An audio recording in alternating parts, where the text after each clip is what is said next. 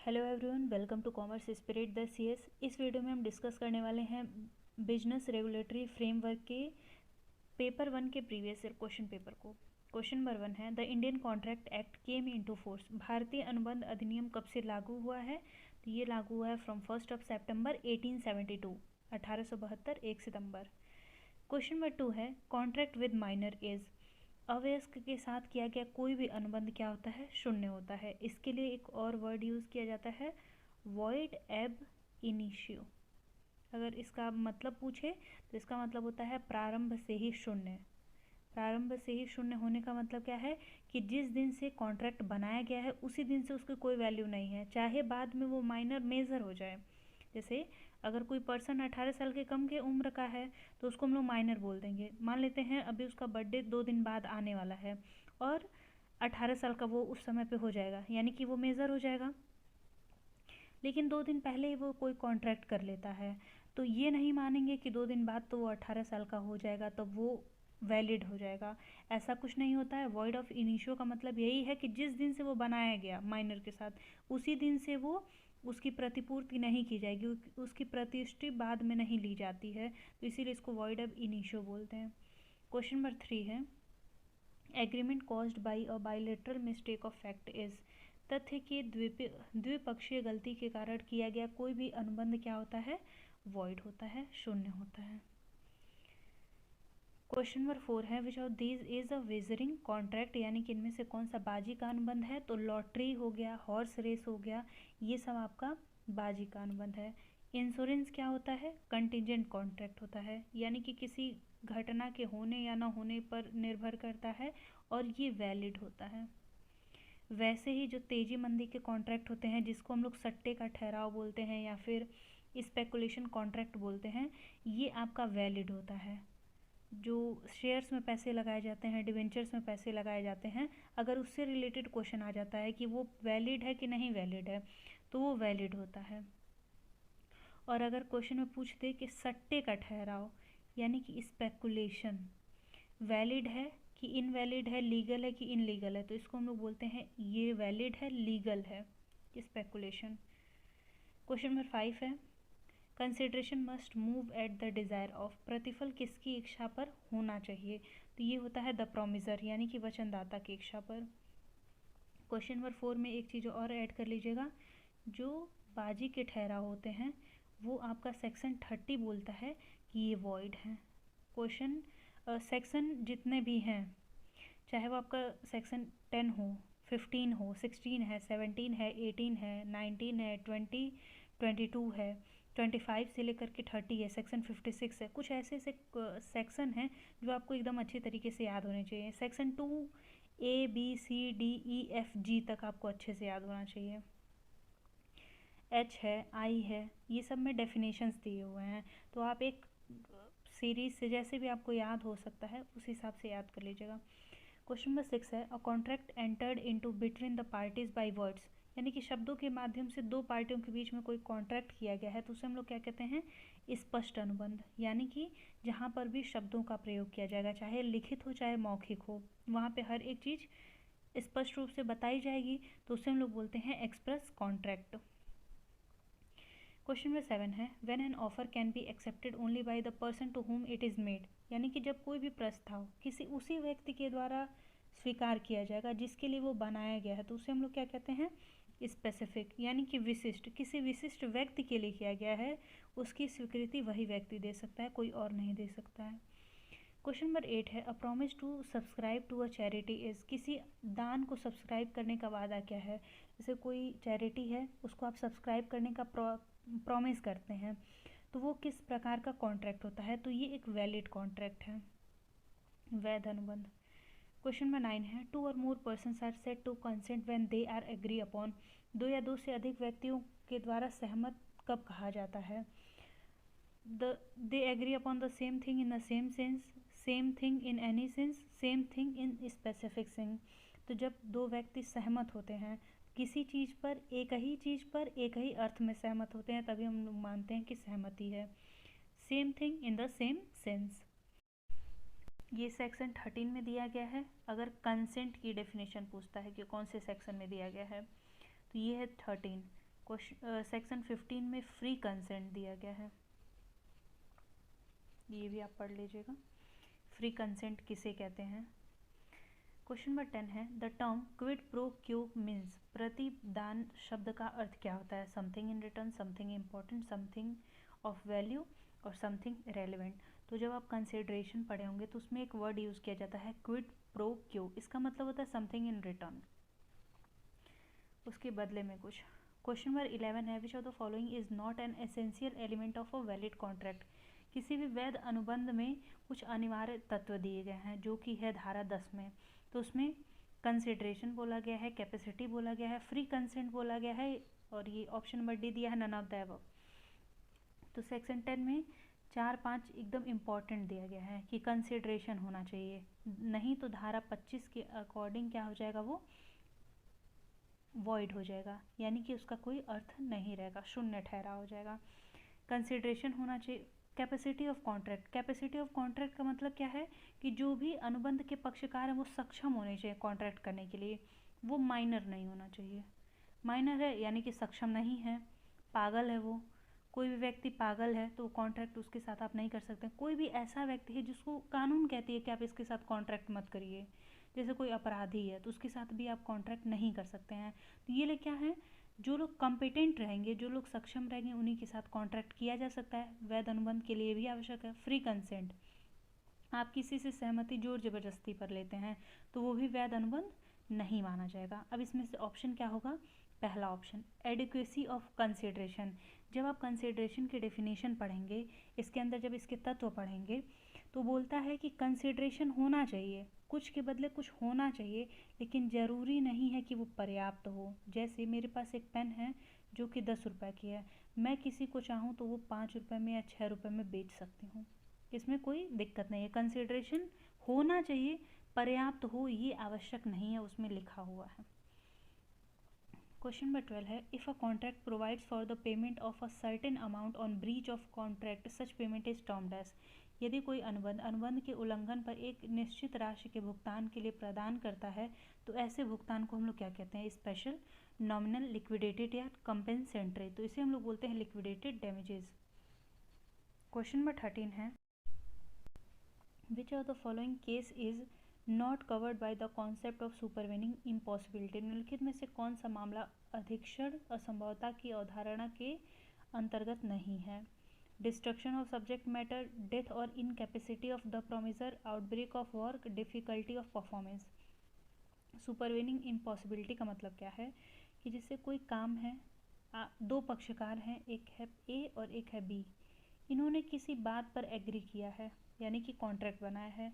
अब बाद में ऐसी परिस्थिति आ जाती है जिसमें वो कॉन्ट्रैक्ट परफॉर्म करना इम्पॉसिबल हो जाता है, यानी कि वो काम नहीं हो सकता है, सब्जेक्ट मैटर ख़त्म हो गया, जिस चीज़ पे वो लोग एग्री किए थे वो सब्जेक्ट मैटर ही ख़त्म हो गया। जैसे किसी गाय को खरीदने के लिए बोले थे, वो गाय ही मर गई, तो ये जो डिस्ट्रक्शन हो गया, सब्जेक्ट मैटर ही ख़त्म हो गया, तो ये सुपरवेनिंग इम्पॉसिबिलिटी के अंतर्गत आएगा। डेथ और इनकैपेसिटी ऑफ प्रोमिसर, ए या बी में से कोई भी हम लोग मान लेते हैं, प्रोमिसर है उसकी डेथ हो गई, जब वो डेथ हो गई तो यानी कि वो भी कॉन्ट्रैक्ट नहीं हो सकता। आउटब्रेक ऑफ वॉर यानी कि युद्ध हो जाता है, तो उस समय पे भी कॉन्ट्रैक्ट को करना इम्पॉसिबल हो जाता है। लेकिन डिफ़िकल्टी ऑफ परफॉर्मेंस ये इसके अंतर्गत नहीं आता है कि आप बोल दें कि हम इसलिए काम को नहीं करेंगे क्योंकि मुझे बहुत टफ लग रहा है, तो बाद में आप इस चीज़ पे नहीं कर सकते हैं, इसीलिए इसको सुपरवेनिंग इम्पॉसिबिलिटी के कॉन्सेप्ट के अंदर नहीं रखा जाता है। क्वेश्चन में आपकी ये पूछ सकता है ये कौन से धारा में दिया गया है, तो section 56 impossibility of a contract, तो वो भी क्या हो जाता है, वॉइड हो जाता है। सब्जेक्ट मैटर ही ख़त्म हो गया तो आपका कॉन्ट्रैक्ट क्या हो जाएगा, वॉइड हो जाएगा। वचनदाता की मृत्यु हो जाती है, असक्षम हो जाता है, तो उस टाइम पर भी वो वॉइड हो जाएगा। इस सेक्शन 56 को और एक नाम से जानते हैं, तो वो है आपका doctrine of frustration. Doctrine of frustration आप याद कर लीजिएगा, ये क्वेश्चन में भी पूछ सकता है। क्वेश्चन नंबर 14 है the concept is said to be free when. सहमति तब मुक्त मानी जाती है। सहमति मतलब क्या हो गया कि आप किसी चीज़ पे एग्री कर जाते हैं, उसे फ्री कब मानेंगे यानी कि स्वतंत्र कब माना जाएगा, तो टू और more person agree upon the same thing in the same sense, तो ये क्या हो जाएगा, कंसेंट हो जाएगा, यानी कि सहमति हो गई। अब ये सहमति हम लोग कब मानेंगे कि स्वतंत्र रूप से दी गई है। All parties to contract benefit from the contract, it is not the result of coercion और अनड्यू इन्फ्लुएंस और फ्रॉड और मिस रिप्रेजेंटेशन और मिस्टेक, तो ऑप्शन नंबर सी करेक्ट हो जाएगा। ये लोग एग्री करते हैं सेम थिंग पे सेम सेंस में, तो उससे हम लोग कॉन्सेंट बोलेंगे। जो भी पार्टीज़ के कॉन्ट्रैक्ट के पार्टीज़ हैं उनको उससे बेनिफिट होता है, ये तो कॉन्ट्रैक्ट जब बनेगा तो उसमें ये डिसाइडेड रहेगा कि बेनिफिट हो रहा है सबको कि नहीं हो रहा है। और एक है आपका कि ये उत्पीड़न या फिर अनुचित प्रभाव, फ्रॉड, मिस रिप्रेजेंटेशन या गलती से प्रभावित नहीं है, तो उसे हम लोग क्या बोलेंगे, आपका फ्री कंसेंट, यानी कि जो भी पक्षकार हैं वो स्वतंत्र रूप से सहमति दे रहे हैं। जब आप सेक्शन 14 की डेफिनेशन पढ़ेंगे तो इसमें यही डेफिनेशन दी गई है कि consent is free when it is not affected by coercion, undue influence, fraud और मिस रिप्रेजेंटेशन और मिस्टेक। क्वेश्चन नंबर 15 है, the Indian contract act 1872 applies to the, भारतीय अनुबंध अधिनियम 1872 किस पर लागू होता है, तो ये लागू होता है whole of India including J&K, Jammu and Kashmir के सहित पूरे भारत में। जब आप इसको सर्च करेंगे तो एक्सक्लूडिंग जम्मू एंड कश्मीर बोलेगा, यानी कि जम्मू कश्मीर को ये अपने में सम्मिलित नहीं करता है। लेकिन आप आर्टिकल 370 जब से हटा है तब से ये सब पे अप्लाई होता है। क्वेश्चन नंबर 16 है, which of the following statement is true, निम्नलिखित में से कौन सा कथन सत्य है। An agreement enforceable by law is a contract, ये डेफिनेशन किस में दिया गया है, 2 सब सेक्शन क्या है आप इसको कमेंट करके बताइएगा। ये स्टेटमेंट भी सही है। An agreement is a acceptable proposal, किसी ने प्रपोज किया उसको एक्सेप्ट कर लिया गया, एग्रीमेंट बन गया है, ये भी सही है। तो both A and B are statement correct. Question number 17 है, in case of void agreements collateral transactions are, शून्य करारों, जो भी शून्य एग्रीमेंट्स हैं उनके उससे संपार्श्विक जो भी लेन देन होंगे उसे हम लोग क्या कहते हैं, वो भी क्या होगा, वॉइड होगा। कोई भी एग्रीमेंट जो कि वॉइड है, जिसका कोई मतलब नहीं है, उससे रिलेटेड जितने भी कॉन्ट्रैक्ट रहेंगे उनका भी कोई मतलब नहीं रहेगा। इस पूरे क्वेश्चन में यही बोला गया है। नेक्स्ट है question number 18, general offer can be accepted by, सामान्य प्रस्ताव को कौन स्वीकार कर सकता है, तो कोई भी व्यक्ति कर सकता है। ऑप्शन नंबर सी करेक्ट होगा। Any person having notice of it, जिसके पास भी उसकी सूचना रहेगी वो कोई भी व्यक्ति इसको एक्सेप्ट कर सकता है। क्वेश्चन नंबर 19 है, which of the following does not constitute valid acceptance, कौन सा मान्य स्वीकृति नहीं, यानी कि वैध स्वीकृति क्या नहीं है। इट हैज़ बीन कम्युनिकेटेड, इसे संप्रेषित किया जा चुका है, इसे बताया जा चुका है, तो ये क्या होगा, स्वीकृति माना जाएगा। It is absolute and qualified unqualified, यह पूर्ण और अयोग्य है, अयोग्य नहीं होगा यहाँ पे, इसको कंप्लीट मान के चलिए, ये पूर्ण है, यानी कि जो भी चीज़ें चाहिए होंगी एक एक्सेप्टेंस के लिए वो सारी चीज़ें उपलब्ध हैं, तो ये भी क्या होगा, वैलिड एक्सेप्टेंस होगा। It has been presumed from silence of offeree, जो प्रस्ताव करता है उसकी चुप्पी से मान लिया गया है कि ये स्वीकार कर रहे हैं, तो ये क्या होगा, वैलिड एक्सेप्टेंस नहीं होगा। जब नहीं होगा तो यही क्वेश्चन में पूछा था कि डज नॉट, क्या एक्सेप्टेंस नहीं माना जाएगा, तो ऑप्शन नंबर सी करेक्ट हो जाएगा। ए, बी और डी ऑप्शन करेक्ट है, इसकी वजह से ऑप्शन सी यहाँ पे आंसर हो जाएगा। क्वेश्चन नंबर 20 है, as a general rule an agreement made without consideration, ये मैंने आपको बताया है सेक्शन 25 क्या कहता है कि जब भी कोई कॉन्ट्रैक्ट होगा जिसमें कंसिडरेशन नहीं है वो क्या बन जाएगा, वॉइड बन जाएगा। क्वेश्चन नंबर 21 है, an agreement made with free consent to which the consideration is lawful but inadequate, ये भी मैंने अभी आपको बताया है कि कोई भी प्रस्ताव दिया जा रहा है उसकी स्वीकृति हुई है जो कि स्वतंत्र है। अब उसमें क्या किया गया है, हिंदी ट्रांसलेशन इसका गलत है, विचार नहीं होगा प्रतिफल होगा। प्रतिफल, अगर उसका प्रतिफल अपर्याप्त है, प्रतिफल तो है जो कि वैध है लेकिन वो अपर्याप्त है, ये मैंने आपको बताया है कि कंसिडरेशन होना चाहिए, वो एडिकेट है कि नहीं है ये ध्यान में नहीं दिया जाता है, तो ऐसा कोई भी कॉन्ट्रैक्ट क्या होगा, वैलिड माना जाएगा, वैध माना जाएगा। यहाँ पे चारों की डेफिनेशन देख लीजिए। वॉइड का मतलब क्या है कि जिस एग्रीमेंट को हम लोग कॉन्ट्रैक्ट में कन्वर्ट नहीं कर पाते हैं उसे हम लोग क्या कहते हैं, वॉइड एग्रीमेंट। यानी कि जिस कॉन्ट्रैक्ट का कोई मतलब नहीं है, कोर्ट में हम उस पर केस नहीं कर सकते हैं, वो होता है आपका वॉइड एग्रीमेंट। वैलिड का मतलब क्या है, जो एग्रीमेंट कॉन्ट्रैक्ट बन चुका है, कोर्ट में इसमें केस हम लोग कर सकते हैं, वो क्या होता है आपका, वैलिड होता है, वैध होता है। वॉइडेबल का मतलब क्या है, शून्यकरण, यानी वॉइड एबल, ऐसा कोई भी कॉन्ट्रैक्ट जिसे बाद में चल करके अगर चाहता है एक्सेप्ट करने वाला, बाद में चल करके वॉइड कराने के लिए, तो उसे हम लोग बोलते हैं वॉइडेबल। कोई ऐसा कॉन्ट्रैक्ट है जैसे कोरेजन की वजह से हुआ है, किसी पर्सन को बंदूक की नोक पर एक्सेप्ट करवा लिया गया कोई बात, तो बाद में जा कर के कोर्ट में गवाही दे करके उस कॉन्ट्रैक्ट को क्या करा सकता है, वॉइड करा सकता है, तो उसे हम लोग बोलते हैं वॉइडेबल कॉन्ट्रैक्ट। तो ये क्या है आपका, डेफिनेशन समझ में आ गई होगी इसकी भी। अनलॉफुल का मतलब क्या है, कोई भी ऐसा कॉन्ट्रैक्ट जिसका ऑब्जेक्ट यानी कि उद्देश्य अवैध है, जैसे किसी को मारने का कॉन्ट्रैक्ट किया जा रहा है, तो वो क्या है, कानून की नज़र में अपराध है, जब अपराध है तो वो अवैध माना जाएगा। किसी भी कॉन्ट्रैक्ट का कंसिडरेशन, जो उसका प्रतिफल मिलने वाला है, वो अनलॉफुल है यानी कि अवैध है, तो वो कॉन्ट्रैक्ट भी क्या हो जाएगा, अनलॉफुल हो जाएगा। अगर अवैध का डेफिनेशन पूछता है तो किसी भी कॉन्ट्रैक्ट का ऑब्जेक्ट प्लस कंसिडरेशन अगर अनलॉफुल है, अवैध है, तो वो कॉन्ट्रैक्ट भी अवैध माना जाएगा। ऑब्जेक्ट मतलब उद्देश्य, उस किस काम के लिए एग्रीमेंट को किया जा रहा है, अगर उद्देश्य ही अवैध है तो कॉन्ट्रैक्ट भी क्या हो जाएगा, अवैध हो जाएगा। उससे मिलने वाला जो प्रतिफल है अगर वो अवैध है तो आपका कॉन्ट्रैक्ट क्या हो जाएगा, अवैध हो जाएगा। क्वेश्चन नंबर 22 है, a contract is discharge by the breach when a party to a contract. अनुबंध के पक्षकार होने पर अनुबंध के उल्लंघन से अनुबंध समाप्त हो जाता है जब, पहला है refuses to perform his promise, अगर कोई भी पक्षकार अपने वादे को पूरा करने से इनकार कर देता है तो ये भी कॉन्ट्रैक्ट खत्म हो जाएगा यहाँ पे। फेल्स टू परफॉर्म, फेल हो जाता है अपने वादे को पूरा करने में। Disable himself from performing his part of promise, वादे के अपने हिस्से को पूरा करने के लिए खुद को अक्षम करता है, तो ये क्या हो जाएगा आपका, ऑप्शन नंबर डी करेक्ट हो जाएगा इसमें, क्योंकि ये सभी के सभी कारण ऐसे हैं जहाँ पे कॉन्ट्रैक्ट आपका ख़त्म हो जाता है। क्वेश्चन नेक्स्ट है question number 23, when the parties mutually agree to change certain sums of a terms of a contract, जब पक्षकार अनुबंध के कुछ शर्तों को बदलने के लिए सहमत होते हैं तो उसे हम लोग क्या कहते हैं, an alteration of a contract. किसी भी अनुबंध में कुछ परिवर्तन जब किया जाता है कुछ शर्तों पर तो उसे हम लोग बोलते हैं ऑल्ट्रेशन, परिवर्तन।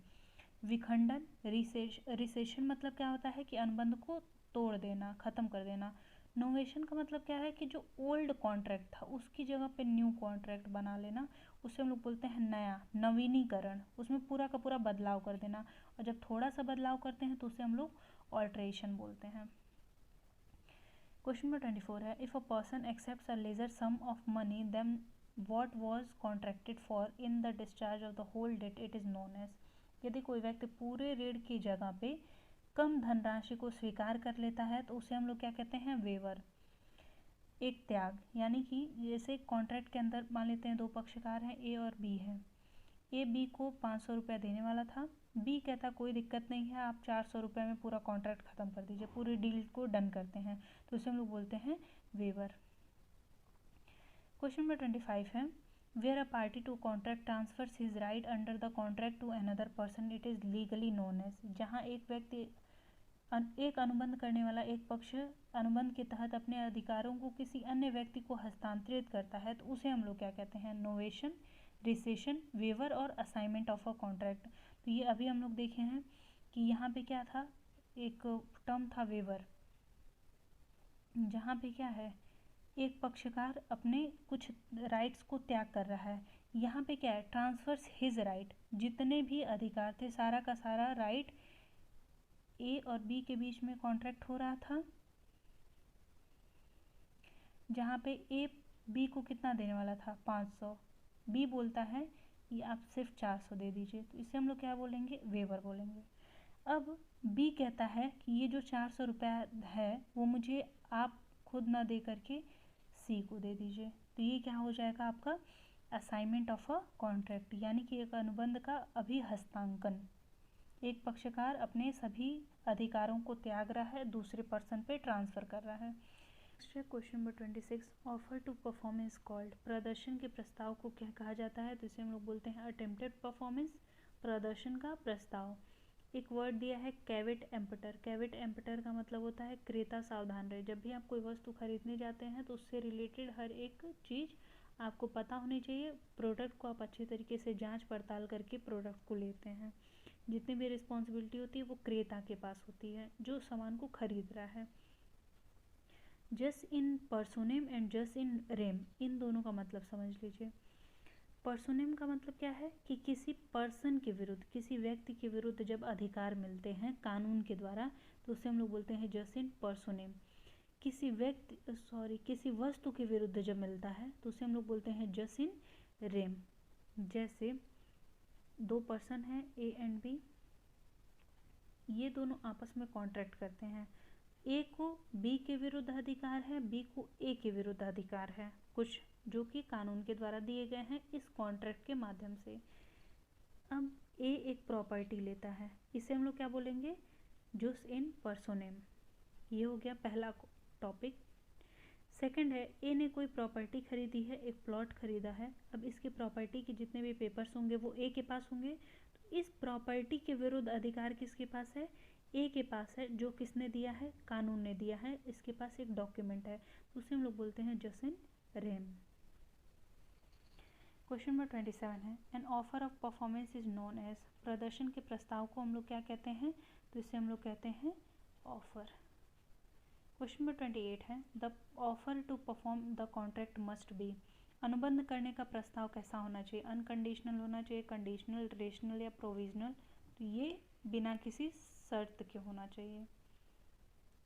क्वेश्चन नंबर 29 है consideration and object of an agreement is unlawful. ये मैंने आपको बताया था कि जब भी किसी भी कॉन्ट्रैक्ट में जो प्रतिफल है और उद्देश्य है अगर वो अवैध है तो कॉन्ट्रैक्ट आपका क्या हो जाएगा? फ्रॉडुलेंट, इम्पॉसिबल, पॉसिबल या ऑल ऑफ द एबव। तो ये एक धोखाधड़ी का हो जाएगा, और जहाँ पे धोखाधड़ी का हो जाएगा ये कॉन्ट्रैक्ट आपका वॉइड एंड अनलॉफुल हो जाएगा, इलीगल जिसको बोलते हैं। क्वेश्चन नंबर 30 है एन अनसर्टेन एग्रीमेंट इज, एक अनिश्चित समझौता क्या है? अनसर्टेन है, जिसमें आपको पता ही नहीं है कि ऑब्जेक्ट क्या है, प्रोडक्ट क्या है, तो वो क्या हो जाएगा? आपका वॉइड हो जाएगा। सेक्शन 28 या 29 है, आप चेक कर लीजिएगा। क्वेश्चन नंबर 31 है which are the following is a contingent contract, आकस्मिक अनुबंध क्या है? Contract of insurance, doing impossible act, marriage contract and wagering contract. तो ये कॉन्ट्रैक्ट ऑफ इंश्योरेंस क्या होता है? आपका कंटीजेंट कॉन्ट्रैक्ट होता है। क्वेश्चन नंबर 32 है consent means party is agreeing on, सहमति का अर्थ क्या होता है? The terms of contract, some terms of contract, the same thing in the same sense. तो ये आई थिंक क्वेश्चन रिपीट हो रहा है, सेम वैसे ही है कि कंसेंट का मतलब क्या होता है? On the same thing in the same sense. Question number 33 है कॉम्पिटेंस टू कॉन्ट्रैक्ट मीन्स, अनुबंध करने की क्षमता का अर्थ क्या होता है? Age of parties, soundness of mind और ए और बी बोथ। तो ये दोनों होता है। माइनर नहीं होना चाहिए यानी कि उसकी एज देखी जाती है, दूसरा पागल नहीं होना चाहिए। क्वेश्चन नंबर 34 है अ कंसिडरेशन में बी, प्रतिफल किस प्रकार का हो सकता है? तो पास्ट, प्रेजेंट और फ्यूचर तीनों हो सकता है, तो ऑप्शन नंबर डी हो जाएगा। क्वेश्चन नंबर 35 है अ प्रपोजल में कंसिस्ट ऑफ प्रॉमिस फॉर, एक प्रस्ताव में एक वादे को शामिल किया जाता है। Doing an act, abstaining from doing an act, either A और बी। तो जब आप प्रपोजल की डेफिनेशन पढ़ेंगे तो उसमें दिया हुआ है डूइंग समथिंग और एब्सटेनिंग फ्रॉम डूइंग समथिंग, किसी कार्य को करने या फिर किसी कार्य को न करने के लिए। किसी कार्य को करने का तो समझ में आ रहा होगा, किसी कार्य को न करने का मतलब क्या है? जैसे पहला ऑप्शन ए बी से बोलता है कि क्या आप अपनी कार बेचेंगे? बी बोलता है कि हाँ मैं अपनी कार बेचूंगा, दोनों के बीच में कॉन्ट्रैक्ट हो गया। ये बोलता है आप मुझे अपनी कार दे दीजिए। डूइंग एन एक्ट, एक काम को करने के लिए इनके बीच में हो गया। एब्सटेनिंग का मतलब क्या होता है कि आप किसी कार्य को न करने के लिए उनको कॉन्ट्रैक्ट करते हैं। ए इनको 20,000 रुपये एडवांस दे देता है और बोलता है कि आपके पास जो कार है वो मैं ख़रीद के ले जाऊंगा, अभी नहीं 1 महीने बाद ले जाऊंगा, 1 महीने आप किसी को बेचिएगा मत, मैं ही ले जाऊंगा। तो क्या हो रहा है, कॉन्ट्रैक्ट यहाँ पे इस 20,000 को लेकर के हुआ, किस चीज़ को लेकर के, abstaining from doing something. B अपनी कार को ना बेचे, ए को ही सिर्फ बेचे, इसके लिए इन्होंने कॉन्ट्रैक्ट किया है। क्वेश्चन नंबर 36 है the offer made to a specific person और a group of a person is known as. तो इसे हम लोग क्या कहते हैं, स्पेसिफिक ऑफर। जब कोई व्यक्ति किसी विशिष्ट व्यक्ति से प्रस्ताव करते हैं या विशिष्ट समूह से प्रस्ताव करता है तो उसे हम लोग विशिष्ट प्रस्ताव कहते हैं। क्वेश्चन नंबर 37 है terms of offer must be. प्रस्ताव की शर्तें कैसी होनी चाहिए, तो हमेशा निश्चित होनी चाहिए। क्वेश्चन नंबर 38 है when a person invites the other party to make an offer he is said to make an. तो इसे हम लोग बोलते हैं इनविटेशन टू ऑफर। जब एक व्यक्ति दूसरे पक्षकार को प्रस्ताव देने के लिए आमंत्रित करता है तो ये प्रस्ताव का निमंत्रण होता है।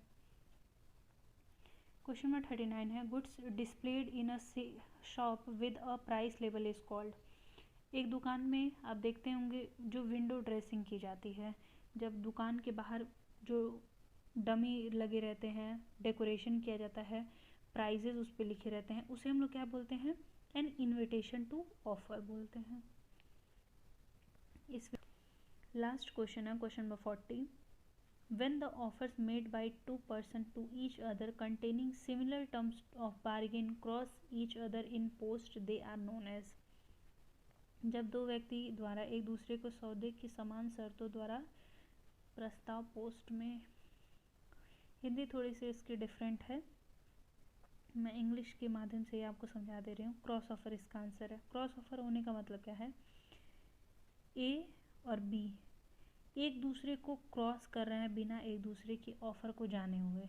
जैसे एक पर्सन ए है, बी है, इन दोनों को अपने पास एक प्रॉपर्टी के बारे में पता है। ए बी को एक लेटर लिख के भेजता है जिसमें बोलता है कि क्या आप अपनी कार 5 लाख रुपए में बेचेंगे। बी ए को ऑफर एक भेजता है कि मैं अपनी कार आपको 5,50,000 रुपये में बेचना चाहता हूँ। यहाँ पे देखिए एक दूसरे के साथ वो बार्गेनिंग कर रहे हैं। इन्होंने लेटर लिखा है, बी ने ए को लेटर लिखा है, दोनों एक दूसरे के प्रस्ताव को बिना जाने एक दूसरे को क्या कर रहे हैं, क्रॉस कर रहे हैं। तो इसे हम लोग बोलते हैं क्रॉस ऑफर। आई होप आपको समझ में आ गया हो। किसी क्वेश्चन में आपको लग रहा हो कि आंसर गलत है या फिर कुछ डिफरेंट हो सकता है तो आप कमेंट कर सकते हैं। वीडियो पसंद आए तो वीडियो को लाइक कर दीजिएगा, चैनल पे नए होंगे चैनल को सब्सक्राइब कर दीजिएगा। मिलते हैं नेक्स्ट वीडियो में, तब तक के लिए धन्यवाद।